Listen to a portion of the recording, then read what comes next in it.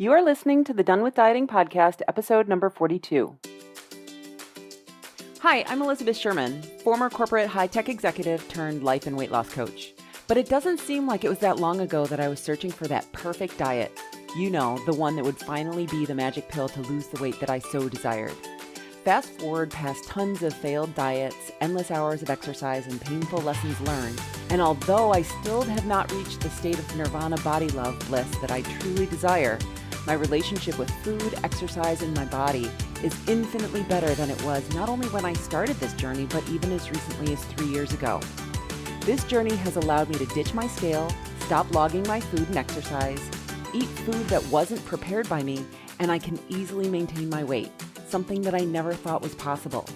I created the Done with Dieting podcast to give you simple, easy to do, and sustainable strategies and ideas to help you do the exact same thing without all of the drama that I went through. If you're a woman who's looking to create a better relationship with food, exercise, and her body, get off the diet roller coaster and free up all of that headspace spent on calories, how you look, what you should eat, and beating yourself up for not doing what you think you should be doing, you are in the right place.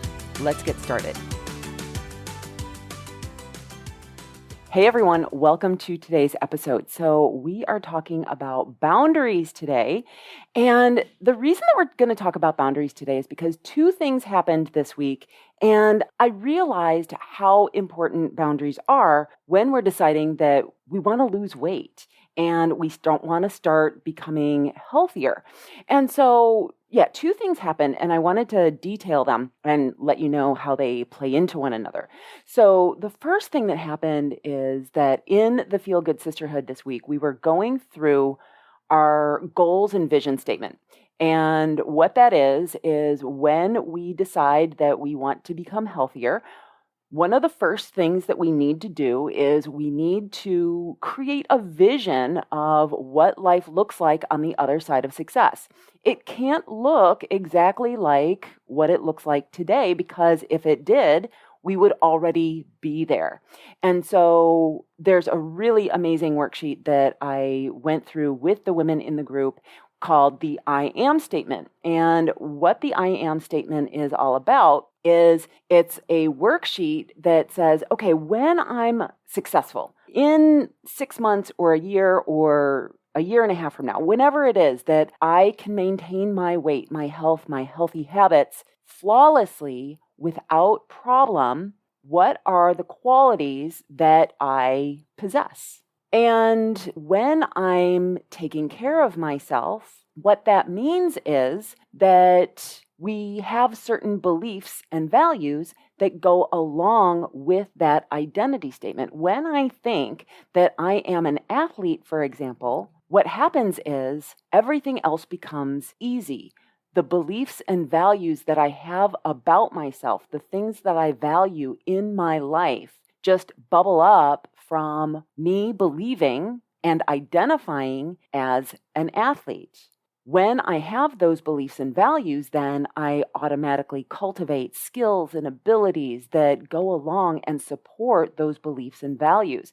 And then I create habits, and my environment then automatically takes care of itself as well.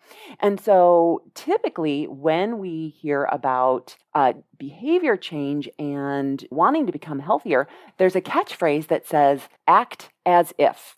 And what that really means is that when we act as if we're a runner, when we act as if we're a vegetarian, or we act as if we're someone who is a CrossFit athlete.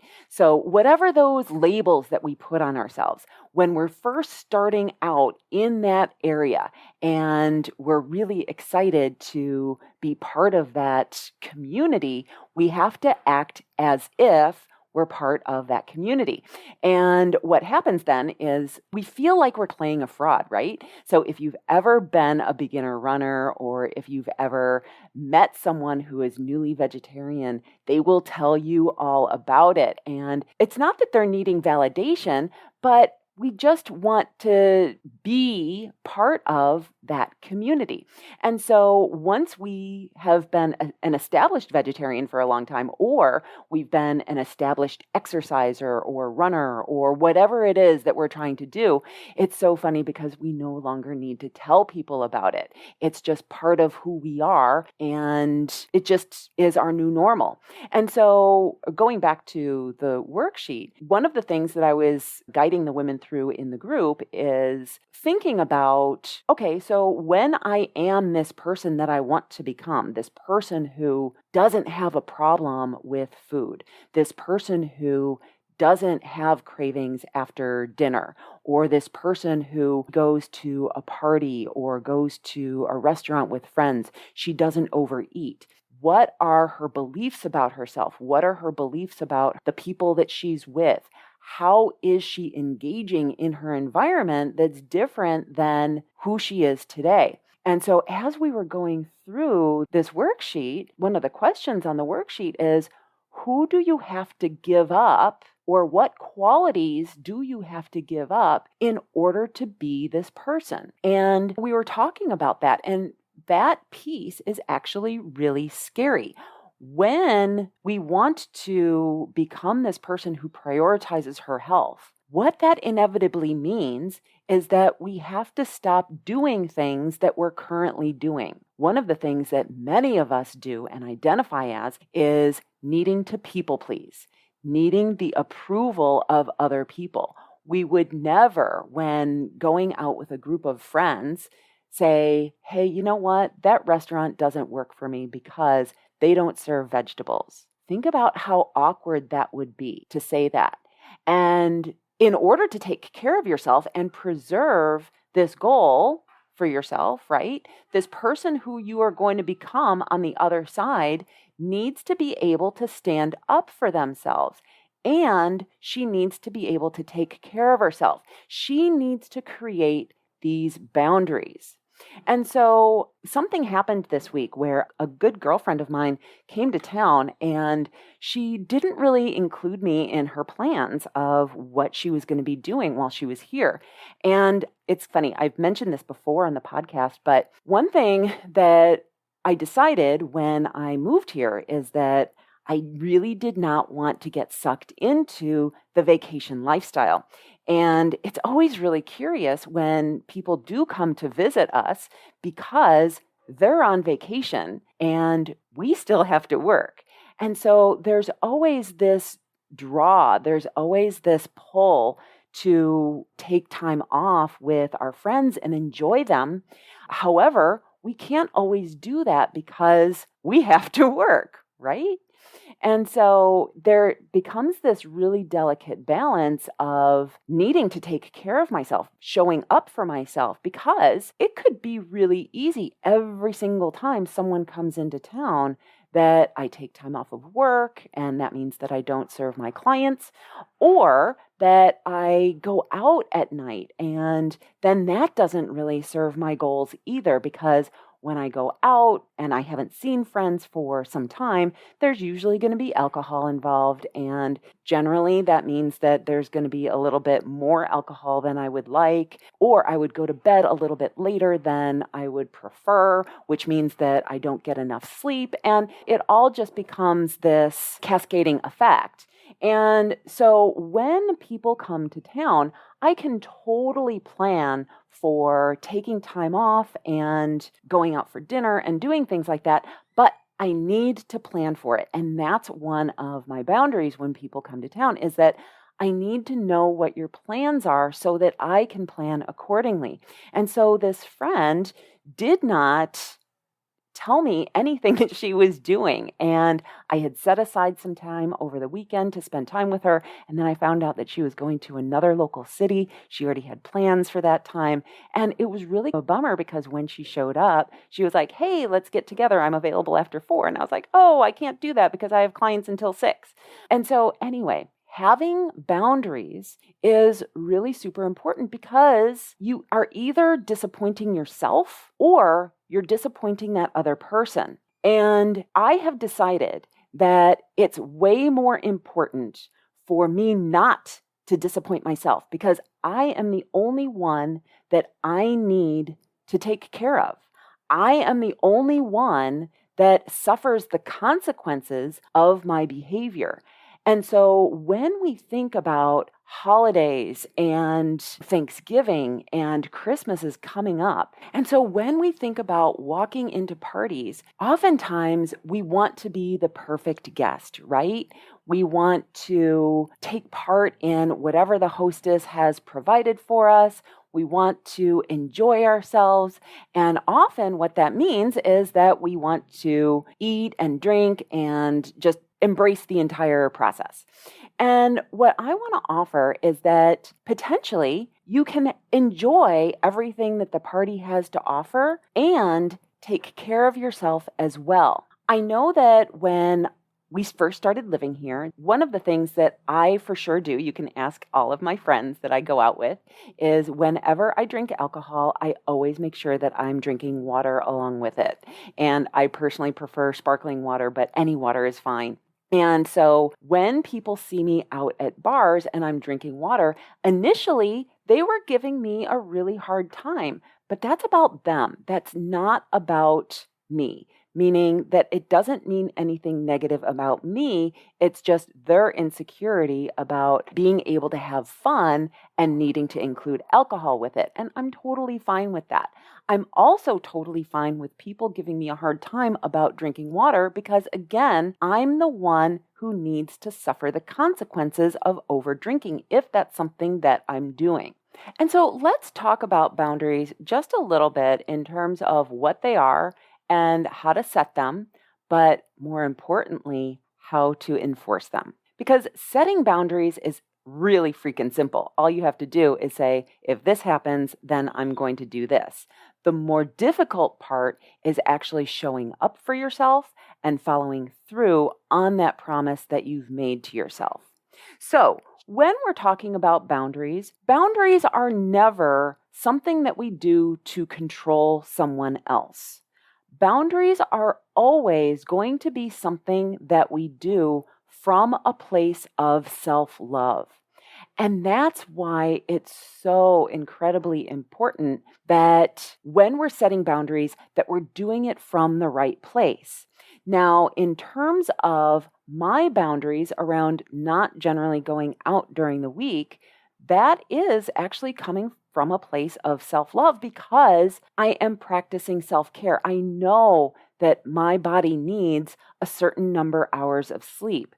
I also know that my body does not do well with excess alcohol during the week and then over the weekends as well. And so when I set boundaries about how many glasses of wine I'm going to drink or how late I'm going to stay out or anything like that, that doesn't mean anything about the people that I'm with. It has everything to do with me and me being able to take care of myself and the future version of myself. And so when we set boundaries, boundaries are generally an if-then statement. So when you set a boundary, what that means is if this happens, then this is going to be the consequence.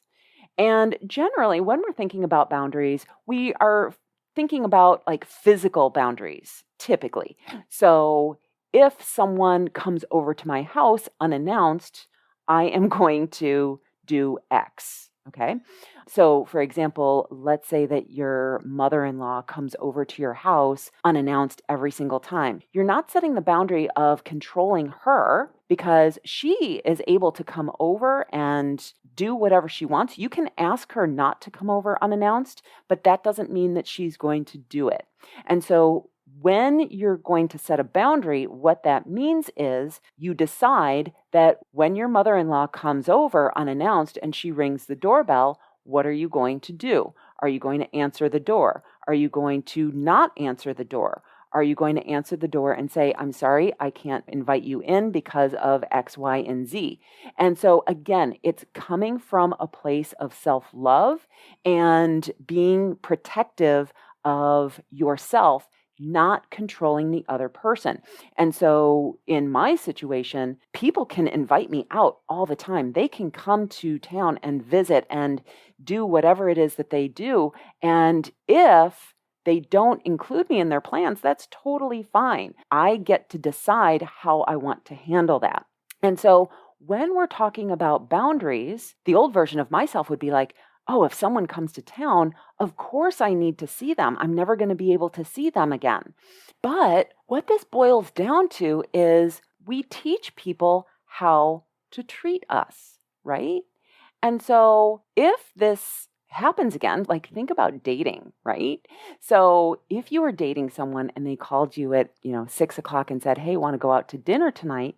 If it was a new relationship, you might be like, no, you need to give me more notice. And the same thing is true here, that when you say, no, I'm not available for that, people will start to understand and get on board. And so it's the same type of thing that when you tell people, no, this isn't good for me, if they want to include you in their plans, they totally will. And of course, they're going to want to be considerate with you. Now, setting boundaries is really scary because what it's doing is it's standing up for yourself. And so many of us have been taught and socialized not to stand up for ourselves, right? So many of us have been taught that we should be grateful for what we have. And what I want to suggest is that the way that we become grateful for what we have is setting standards and setting boundaries around what we allow into our lives. If you are someone who wants to lose weight, this is for sure a skill you need to cultivate. Because when we allow ourselves to stand up for ourselves and say, this is what I'm available to, then everything else will start to fall in line. And what will happen is the people around you will start to have more respect because you are setting boundaries and you're deciding that this is what I want to allow into my life and this is what I don't want to allow into my life. And who can't respect that? So when you think about the person who you want to become in the future, we can't think that life is going to be rainbows, butterflies, daisies, and unicorns. There's going to be some discomfort on the road from where we are today to who we want to become. Standing up for ourselves, setting boundaries, changing some of those habits, those ways that we approach situations so that we have our own back is going to be so super freaking important. And so when you decide, hey, I'm ready to do this, thinking about, okay, so why is this going to be difficult? Because the more we can anticipate what's going to be difficult, then we can also anticipate how we want to respond. So going back to the holidays, they're coming up. When you're at that holiday party and someone hands you another drink, or someone goes to top off your wine, what are you going to do? Are you going to let them? Is that what you want to do? Maybe, but maybe not. Maybe part of taking care of yourself is knowing exactly how many glasses of wine you've drank. And when someone's always topping off your wine, you never really know, right? Or when someone gives you a hard time about drinking water, how are you going to handle that? Are you going to cave and start drinking beer or wine or something? Or are you going to stand up for yourself and say, yeah, you know what? I really need some water right now, and it's totally okay. So really thinking through those situations that you're going to be encountering, how do you show up for yourself? It's a really important question. Boundaries are so important. And the more that we can enforce our boundaries, not just think about setting boundaries, but then enforcing them. And again, remember that when we enforce boundaries, it's going to feel terrible. It's going to feel awkward. It's going to feel uncomfortable because we've never done it before. And we may handle it really poorly to start. But the more that we can learn, the more that we can observe, not judge ourselves for setting those boundaries, and then moving forward and getting better at it, the easier it will become. Have an amazing week, everyone. I'll see you next time. Bye-bye. Hey, if you enjoyed listening to this podcast, you have to come check out the Feel Good Sisterhood. It's my small group coaching program where we take all of this material and we apply it. We figure out what works for us, and we don't ever look back at another diet ever again. Join me over at elizabethsherman.com/group coaching. I'd love to have you join me in the Feel Good Sisterhood. See you there.